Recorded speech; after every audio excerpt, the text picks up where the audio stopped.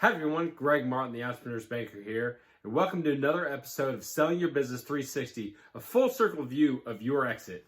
I am so excited to bring you today's episode, not only because of the wisdom that our guest has, but Will Hayes is a certified financial planner with Northwestern Mutual, and he is just an amazing guy, a great friend of mine, and he is just a wealth of knowledge to be able to help entrepreneurs not only as they're going through the planning of exit, but then what happens after you've exit and you've got a load of cash or maybe an annuity or payments that are going to take you for the next couple of years, but that money has to last you for the rest of your life or to achieve some strategic personal objective.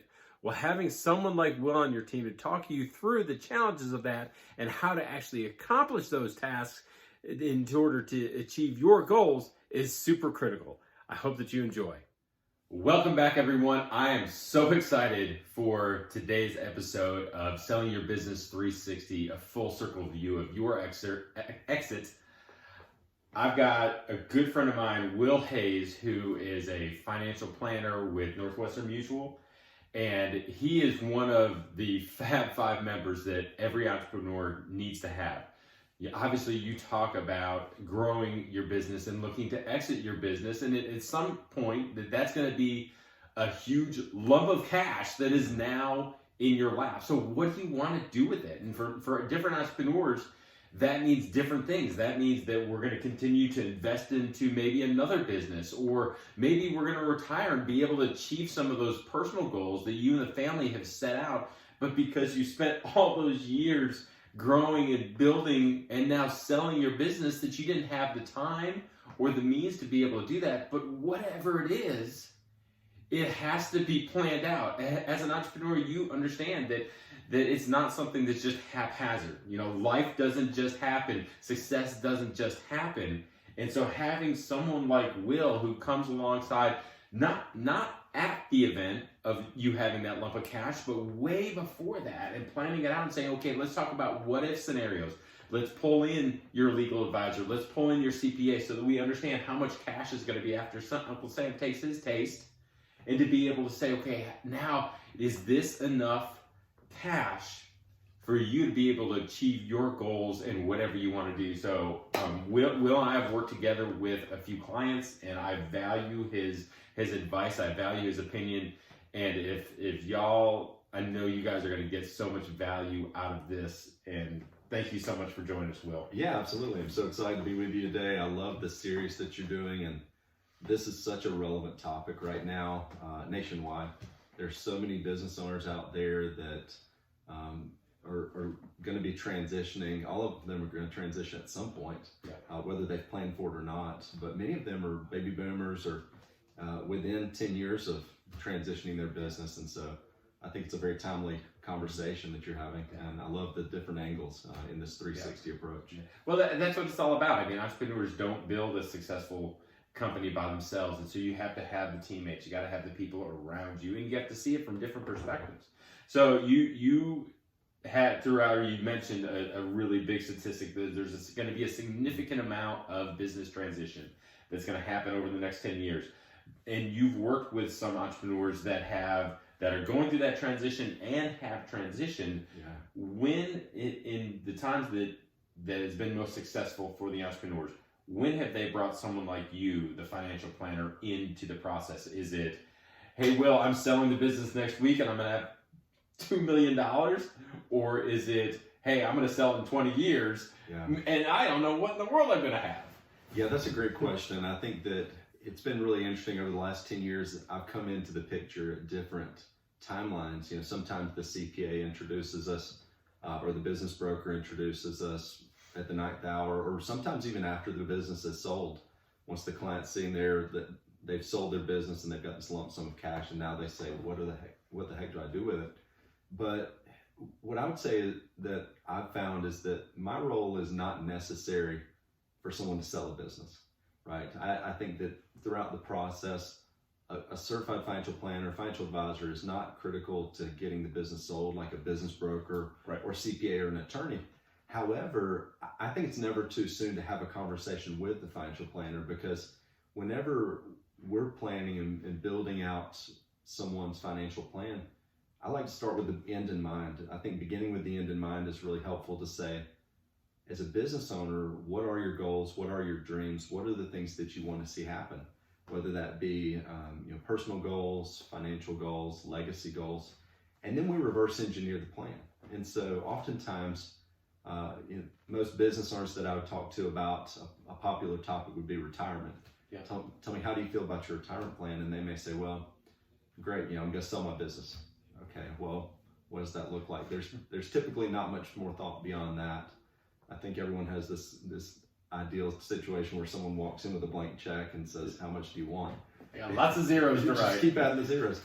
But in reality, that's something where it's a huge help for us to begin thinking about it in terms of what do you want to do based on where you are today, and then reverse engineer the plan to say, well, based on all your goals, all your dreams, maybe this is your number. You remember the park bench number? Yep. The old commercials where people would have the number over their head. Yep. Oftentimes it can be similar with business exits where, ideally the bigger the better, but it can be really helpful to engage a planner to say, what's that net number we need in order to be in a situation where we're going to be okay? Okay, so I'm not going to ask any specific investment advice or anything like that, because every situation is unique and every goal is unique. But when you talk about what that number is, obviously the value of having someone like you is that they can sit there and they can say, okay, well, you're going to have this much of cash after the transaction, after taxes, and we've talked about your goals. What do you want to do? And breaking that down, okay, does that mean that's a $200,000 a year expense, a $300,000 a year expense, a $75,000 a year expense?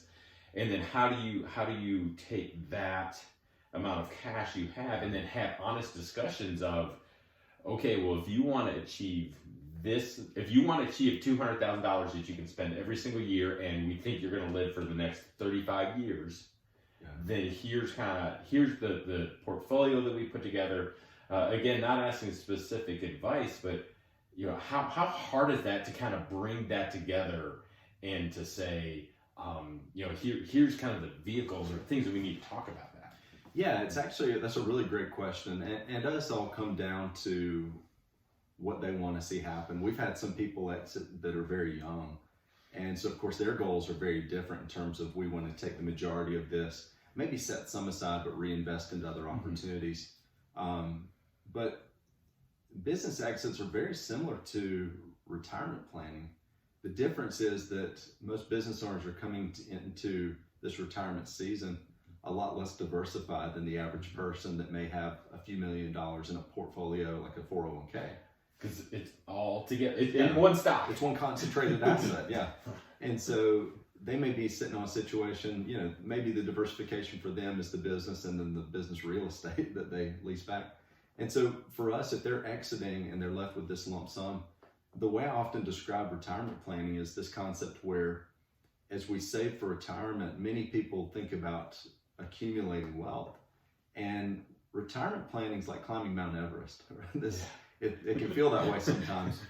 Been down. It does. And we all have this peak envisioned of, I want to get here, I want to get to that goal. And usually there's an age assigned to that by 60 or 65 or 70.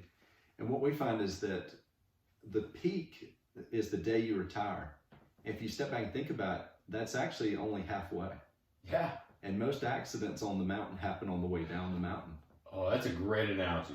And so if we're thinking about how do we create a plan, you hit the nail on the head. We really want to help people step back and think about not just exiting with what's your number, but then how do you transition to this situation where now we need to make this money last the rest of our life without having to worry about these 6 risks of retirement. So how do you factor in specific additional or different structures?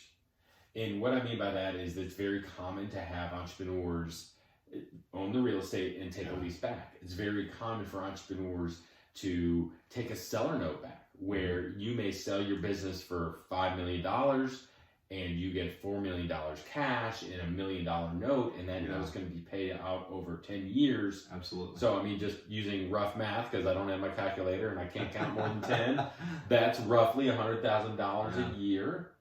You know, so obviously that's income, and that helps with the goals and planning. Yeah. But then how do you talk with clients about the different risks of that? You know, I mean, the business could not succeed, and then you don't get paid that $1 million. Yeah. The business could not succeed, and then you don't have that lease income, and then you've either got to rent it out. I mean, thankfully with that, you can sell the real estate, and that's another cash event. Right. But how do you walk through those different components? Yeah, that's a great question. So I think that the best way that I talk through that is business owners are no stranger to risk, right? That's something that when we look at it, we typically are having a conversation around that, but we want to think about planning conservatively. You know, a good financial planner is going to help you think about all the what ifs. And from there, we start to think about what changes can we make to eliminate risk or to just deal with those. You know, and there are things that you want to think about depending on the structure of the transition. You know, if you're selling to a team member internally, or you know you're doing a note over a number of years where you're maintaining some risk, there are types of insurance planning, key man insurance, buy-sell planning, things that we want to consider to make sure that if the worst case scenario happens, that a client is not left high and dry, the seller is not left high and dry. And sometimes we talk to the buyer about that as well, but that's a big consideration. That's brilliant. And again, I know that this isn't any specific advice, but in my line of work and in my experience, obviously I talk about key man risk all the time and key man insurance all the time, but I've never really thought about, okay, well, if you're taking a seller note back, then you need to have key man on that person or the team, you know, because if you transitioned and that entrepreneur you talk to, if she dies, that's risk. You're left, you know? yeah. And so that's a big deal that oftentimes is overlooked, and we want to make sure that we're thinking about those what ifs. And then also, just like I said, plan conservatively. Can we accomplish the goal without that 10% holdback, or is that a deal breaker? You know, just figuring out, but oftentimes that can help us determine if now is even the right time to sell. Or do we need to adjust our expectations? Absolutely, and that's oftentimes a big part. And sometimes that's hard, and we've talked about with a lot of entrepreneurs that, I think back to the very first episode with Corey, when his number one advice is have that number. Absolutely. And they're early on the stage when they started to learn about, okay, what does this sell type actually look like? The number wasn't there. Yeah. And so then they said, okay, well, great. What goes into that number? And then they went back to work and grew the business till they got to that number. I love that approach. I think that that's a great example where, especially, you know, in that situation with partnership, where all three had to come up with their number and then start to think about, okay, if we're not there, then what does it take to get there? And, you know, then through process of working with a business broker or working with someone on your systems like EOS, or, you know, working with your team, you might decide you're not ready to exit at all because you become so much more profitable. But if nothing else, if you were able to get to that number, you've got that number. And sometimes that can take years. Yep. And that's a very common thing we see. So one of the things that a lot of entrepreneurs talk about is, okay, I know that I've achieved a certain amount of success and I've got a certain amount of net worth and I want to protect that. I want to de-risk it. So let's talk trusts. There's a lot of different types of trusts, and we don't need to really go into the specifics. That's why you need to connect with Will one-on-one. But is that a vehicle that helps with financial planning? Is it cumbersome? What are the two things maybe that someone needs to be aware of? Yeah. And I mean, if I have a $500,000 net worth, is a trust right for me? Yeah, that's a great question. You know, in our industry, the answer is always it depends. It depends. You sound like a banker. But the idea of that is that we definitely see trusts as a valuable planning tool. Now this goes back to including your CPA, your attorney, and so forth. But trusts are really valuable in situations where you want to maintain control in a certain way and have a say over how assets are used, or when you're wanting to do some specific tax planning. There are certainly some changes that are potentially going to be happening with the tax code. It happens all the time. And Yeah. that's where your team comes into play. You know, the CPAs, the estate planning attorneys, the CFPs. We're all reading those and staying up to date. So as soon as the president signs something, we're aware of how that could change before year end. But I think it's really important to consider and lean on your team. I had a client up in the Dallas area, and he had a very complex situation, a very large business, and he was looking at settling, and there were a number of things at play, and a second marriage and some things, and we talked about trust planning, and he said, trust, I don't want to do a trust. Trust is a bad idea. I said, okay, well, tell me about your thoughts on that. He said, well, my friend said I should never use one.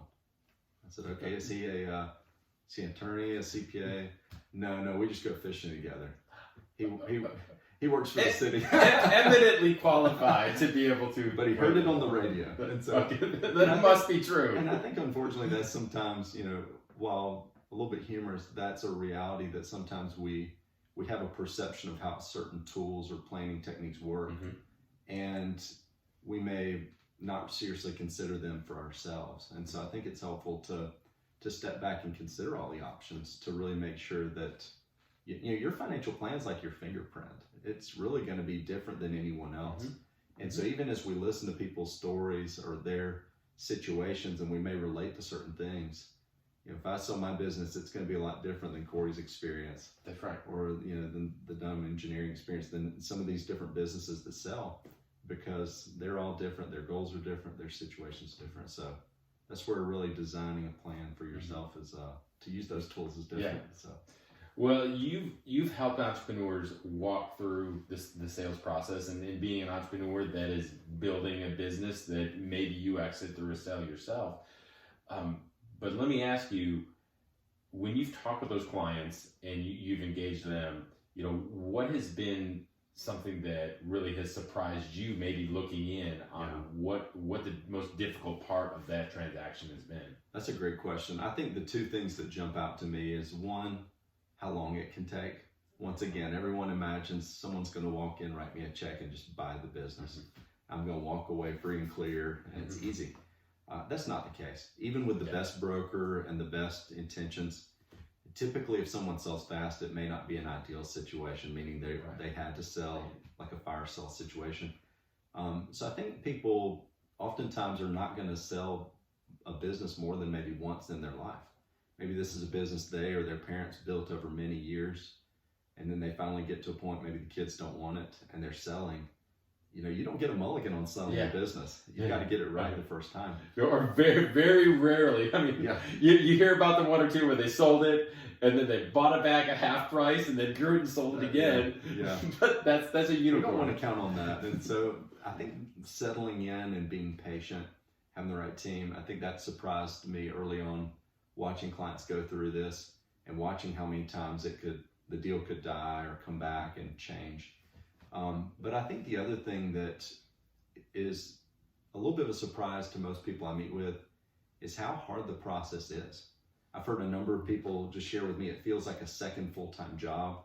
You know, as Nathan Tyner mentioned, most of the times I've had people cry in my office were during the process of selling a business. It's a very emotional process. It's very hard to put a number to the blood, sweat, and tears that you've invested over many, many years. And the stories and the relationships, and now you're getting ready to trade that for X amount of money. And that's a very emotional process, very difficult. But I think even with that, putting themselves in a situation where they're able to say, okay, you know, this is still the right thing. This is what I want to do.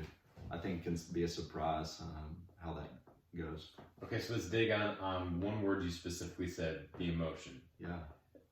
Okay, so you are a financial advisor, and so people are obviously highly emotional about their money. I get it. When the stock market goes up, everyone's calling Will, high-fiving, and says this is great. When the stock market goes down, they're calling, panicking you. So you deal with entrepreneurs, individuals, and the emotional roller coasters with their finances. How, and we've heard that selling a business is an emotional roller coaster.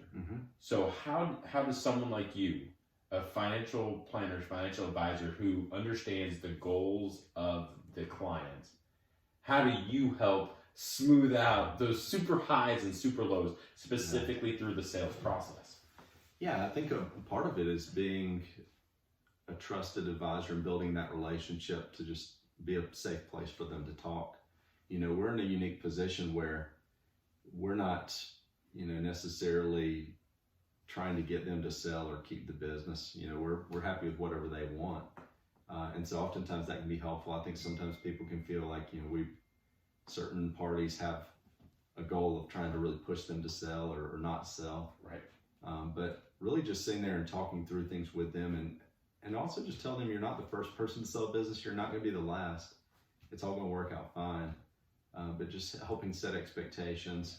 I love being a connector. I love connecting people to other great advisors in town, whether that be a banker, a CPA, an attorney, a business broker. And so that's a huge value add we bring. Oftentimes people may have one or two of those relationships, but they've never needed a business broker or they've never needed an attorney for this level of planning. And so I love being a connector in that instance. And I think as well, just the emotion, we oftentimes try to really seek to go deep with people and understand what they're looking to accomplish so that we can help take them off the roller coaster a little bit and give them a plan in such a way that's tailored for their needs. Remember your number. You're going to be okay. Yeah, and but sometimes that can be different between spouses. Most of the time it is. Oh man, I didn't even think about that. That's a big deal where we're trying to connect and understand each side and really make sure that this is a plan for the family, the husband and wife, the whole family. Make sure everybody's on board. Yeah. Okay. So as you've gone through and walked through some of those long-term plans and helped entrepreneurs, what's maybe one or two things that entrepreneurs just don't think about when they're thinking about long-term planning? This could be specific to selling a business or just long-term planning that a lot of entrepreneurs don't even consider because I'm so grinding on my business now. Absolutely. What I find are a couple of things. One is oftentimes we look at planning in terms of defense and offense. And so oftentimes people want to think about the offense and they want to say, okay, what am I doing? How am I growing my business asset? Oftentimes they may not even invest in the market at all.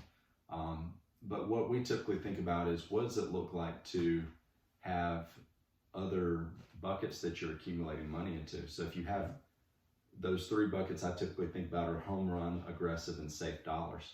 And so I want my clients to invest their home run dollars in themselves, in their business, in other categories that they understand and have relationships and experience to grow the best. And so with that, most of the time they're not thinking about the other two buckets, the aggressive and the safe. A lot of great vehicles that are out there have caps by the IRS on an annual basis. And so it's not something where we can necessarily come in with several $1 million and put in a Roth IRA or things like an account like that at one time from a business sale. And so it can be helpful to diversify over time and start to think about the plan and how to be tax conscious or be thinking about legacy or retirement goals earlier. So I think that's the biggest thing where it doesn't have to be this big swing at the end of the transition. We can start, imagine if you were in a situation where your retirement plan was successful without selling the business. Imagine the strength that you would have coming into your negotiations or your exit planning. I mean, that's a totally different conversation. Or the freedom to be able to, if you're passing it to one generation to the next, can you transition it without the burden of a $4 million note? Absolutely. Whether that be a bank note or a seller note or something, so that the flexibility that you have, but that requires so much planning. The sooner the better. Sort of the idea of planting a tree. Today's the second best time. That's right. The best time's 20 years. That's right. So let's wrap it up with this, Will. As you have talked with entrepreneurs, and maybe there's an entrepreneur out there that is thinking about selling in the business 3, 5, 10 years from now, what's the number one bit of advice that you would give them as they're thinking about it when it comes to your world? Yeah, the biggest thing I would encourage people to do is to build a relationship and have a conversation around planning. I think oftentimes I hear people say, we we didn't think we were ready for an advisor, didn't think we could afford to hire a financial planner yet. And the reality is the conversation doesn't cost a dime. You know, we're happy to sit down and talk to people and sometimes give them a plan or an idea. I always find that people fall into two categories. I'm glad I did, or I wish I had. And so we love to be proactive and have those conversations early. And, you know, even if that is just saying, hey, don't do anything different right now, but here's some things to consider. Here's some people to know. Here's some action items that you have. And then here's where we'll be the most valuable to you. And that's really where we want to try and engage, is where we can bring value. Bring the most value. Yeah, and really be a resource to them. Well, Will and I are both in highly regulated industries, so I want to make sure that it's very clear that any of the opinions or our discussion, this is Will's opinion and my opinion only, does not represent our employers or any affiliates or anything like that. This is not investment advice. But honestly, as most entrepreneurs know, you need to have a team around you supporting you, and having a financial planner, having a financial advisor that understands your objectives and puts your objectives first and foremost, that will pay dividends so immensely. So, Will, thank you so much for joining us. Thank you for the free time that you gave, and the great advice and the open and honest conversation. Enjoyed it. Yeah, thanks so much, Greg. Appreciate you. Well, thank you for joining us as well on Selling Your Business 360. I hope that you've enjoyed this conversation. If you're not connected with Will, connect with him on LinkedIn, Facebook. He is just no pun intended, a wealth of knowledge and advice. But we really appreciate you investing the time to share this conversation with us.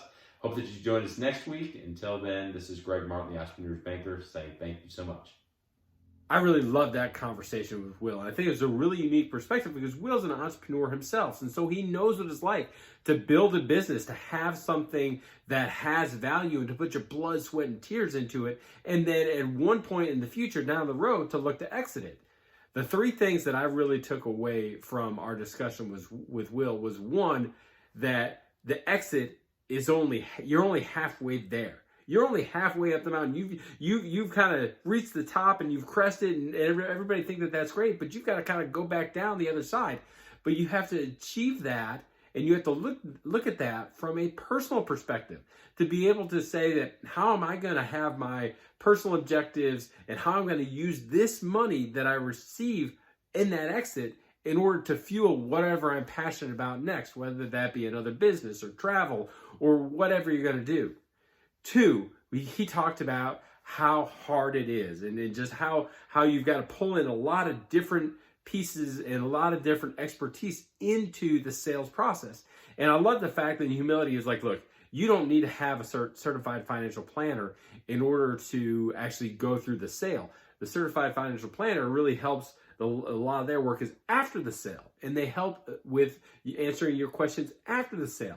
But having them as part of the team kind of throughout the process to be able to set expectations, that helps influence you to know, okay, is this the right number for me to exit at? Is this the right structure for me to exit at? And then three, I loved how Will talked about the different buckets of money. And this really just made so much sense to me, because entrepreneurs love taking risks. Or if you don't love taking risks, you're at least tolerant to taking risks. And so you understand how you need to have different pots of money and different levels of risk, and to be able to look at it and say, okay, well, my business, what I am doing for a living, what I'm pouring my blood, sweat, and tears and all of my effort into, that could be a very risky pot of money. But then to be able to offset that with a couple of other pots of money that kind of come together and blend together and meet your strategic objective. Now, again, I want to be perfectly clear, Will is not offering any type of financial or investment advice. You need to make sure that you contact Will directly, or someone like Will, to be able to understand your specific objectives in your specific situation in order to get the best advice possible. But if you're not connected with Will, I hope you do yourself a favor and connect with him, and just sit down and have a coffee with him and just kind of pick his brain about where you are and where you want to be, both through the exit process and then after. Well, we've got one episode left in this series, and I cannot wait to bring it to you. Ray Drew is one of the best SBA lenders that I know. And you may think, well, I'm selling my business. Why do I need to know about a loan? Well, if you're selling your business and the person that you're selling it to, the buyer, can just stroke you a check or has the ability to just drop a cash on the table when you close, that's fantastic. But not all buyers have that capacity. And so some buyers have to go out and actually get a loan in order to pay you. And sometimes that requires you to take some type of risk through a seller note or something back.